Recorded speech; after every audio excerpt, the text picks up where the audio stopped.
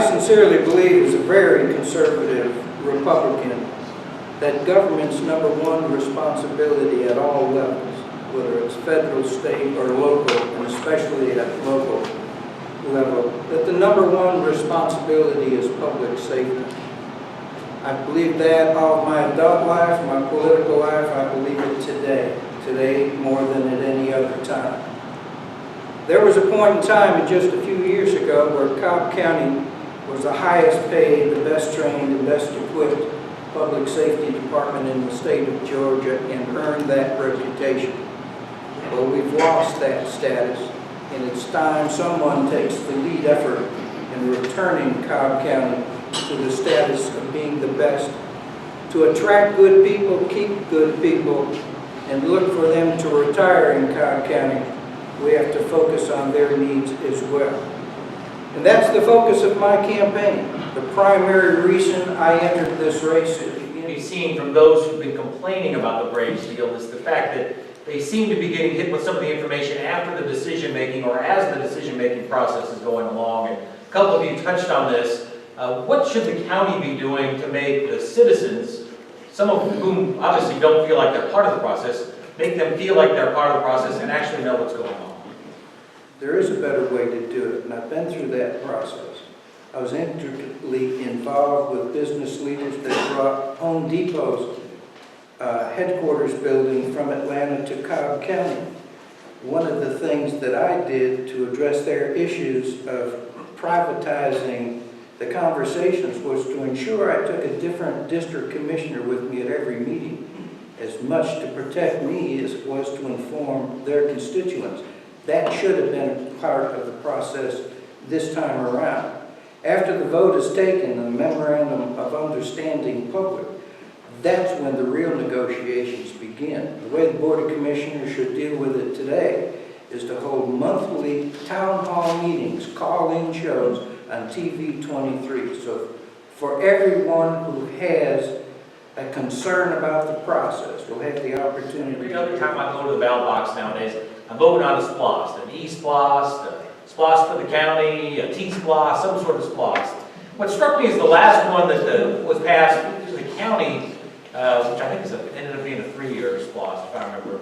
It seemed like those projects were those kind of, rather than the special projects that the SPLOST have been for in the past, these were more for routine maintenance and transportation projects that had previously been done under regular budget procedures.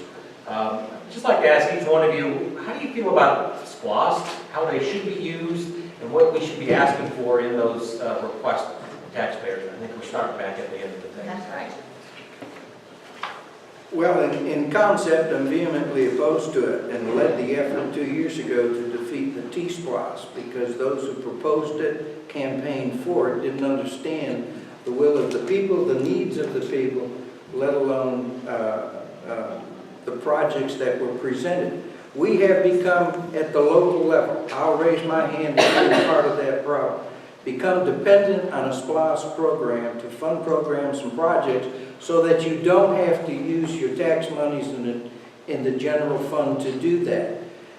We should confine SPLOST programs on the basis of needs that are outside the funding source of the general fund, repairing roads, addressing the issues of equipment and expansion is a function of the general fund. And when we begin to take that away and put it on a SPLOST ballot to provide you with new parks and new libraries and feel-good issues, the taxpayer pays for things they're already paying. A lot of talk about ethics in state government. There's been a lot of talk about ethics as it relates to this Braves deal.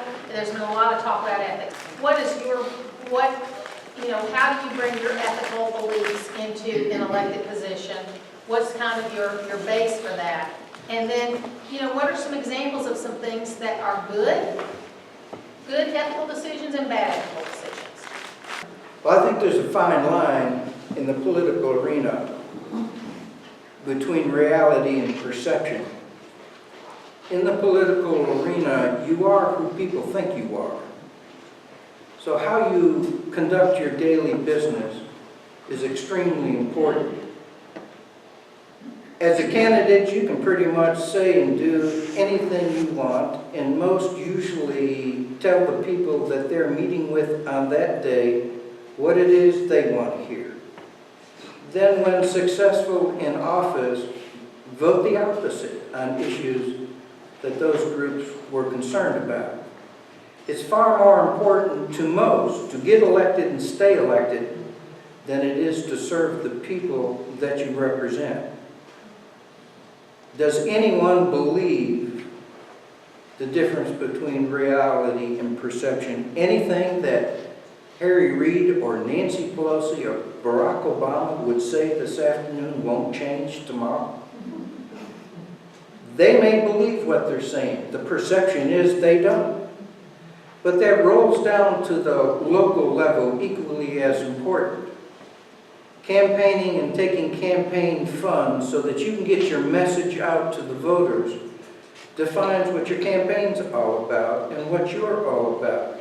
Once in office, if you begin to vote or propose for programs and projects and ideals that were contrary to what those who supported you were, you've got a very serious problem. At the local level, when people stop believing in their leaders, you get a T-splosh. When you believe in your leaders, you get a tax cut. BRT, it's a $500 million question. BRT will expensively improve transit service on Cobb Parkway. However, other than transit, how will BRT improve or harm transportation on and near Cobb Parkway? We'll start with Bill And first. if I can just add too, there's also been proposals floated too about a train service up 41. How does BRT fit in? Do you think that's the best way to go, or are there other better options? Not only no, but hell no. BRT does not work from an engineering perspective, let alone an economic development perspective. There aren't the user groups from where it's proposed, from the town center CID to the city of Ackworth. It is intended to promote economic development, not service it. And the BRT initial proposal to implement was about $1.2 billion. Well, where in the world is that money going to come from? We spent $1 million studying a proposal that didn't work to begin with. What did we not learn from the 10 years experience in dealing with issues of this nature? Downsizing the BRT proposal to what's being proposed now eliminates the concept of a BRT. Why don't you just run a damn bus up and down the road and pick up people wherever you can find them? That's about the logic that's being dealt with on this issue.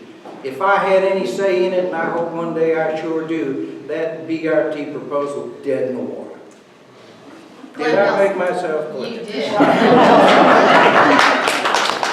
The Cobb County Civic Coalition gave a pretty interesting address to the commission the other day about something called minor modifications, which gives commissioners and those in the county the ability to change certain things when it comes to zoning applications to without it coming to a vote. Unfortunately, it was never really, when that came to be, it was never really put down in concrete what is a minor modification.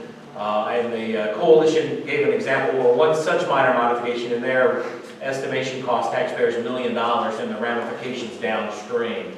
Again, I don't know how many of you had seen their presentation or heard about this, but I just want your thoughts on that, whether and what should be done. Obviously, there needs to be some flexibility in these matters because you can't vote on everything y'all do, but how should this be adjusted or defined going down the road?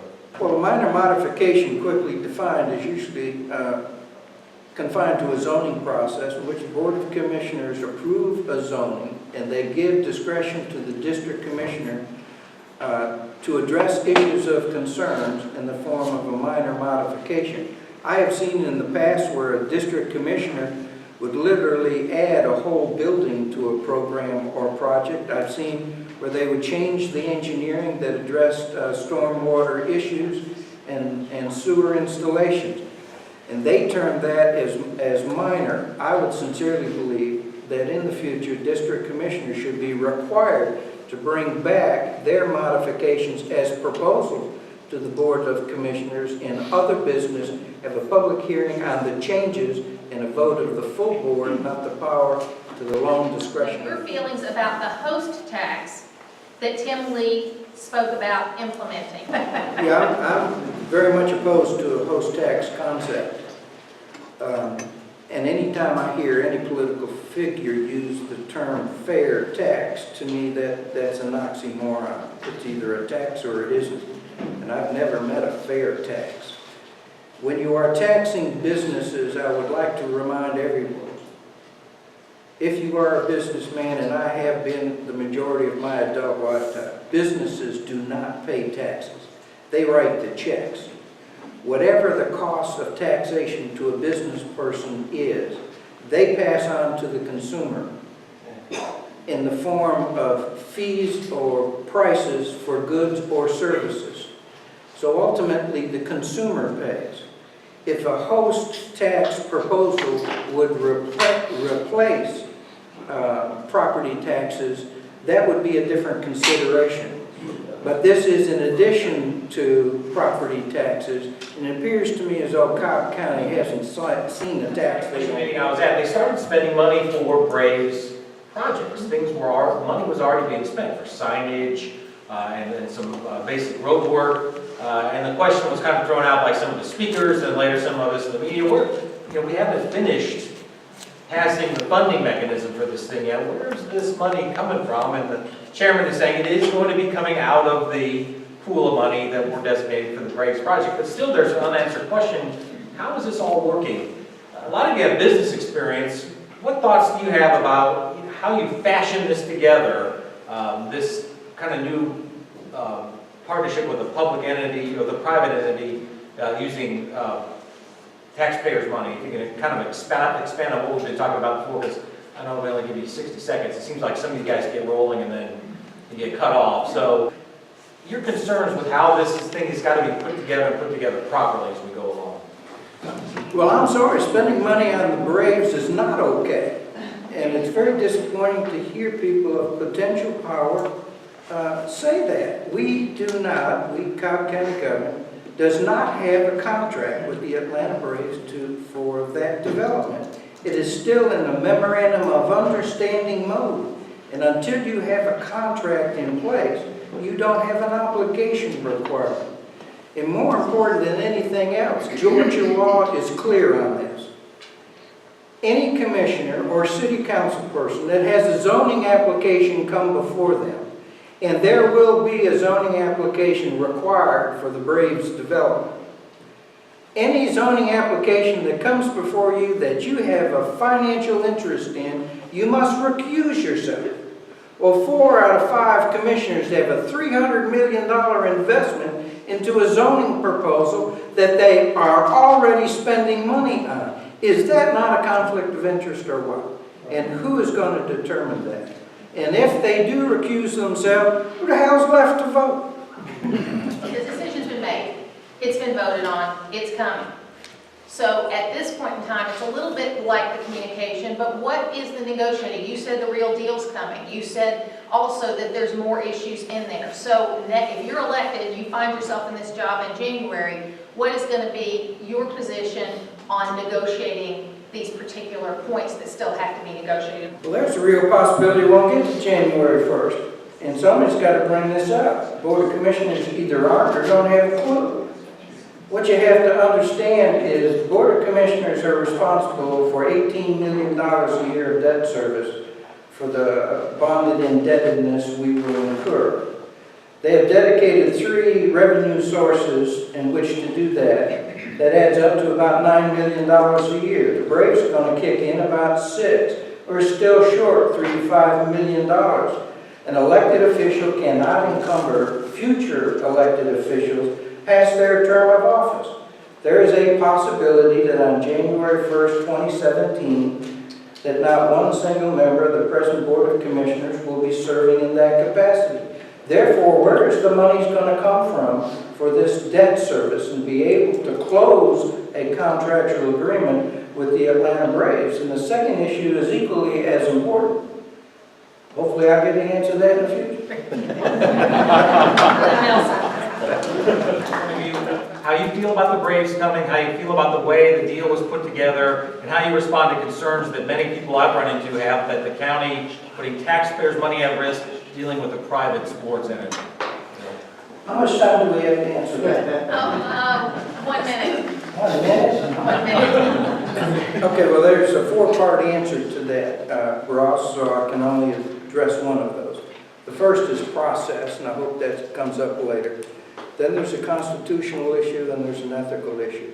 With regards to the Braves, once they are here, developed, and the $400 million of anticipated development around the stadium happens, I think it's a win-win for the county. If you draw a line for the Cumberland CID to the Town Center CID, the Perimeter Center CID will have defined a new geographical region that Cobb County is the basis of, and it will become a new financial, cultural, and political center for the 10-county metropolitan Atlanta region, and Cobb County can only be a beneficiary of that. But there are still two main issues that the Board of Commissioners and the Braves have to resolve, and I hope we get into those as well.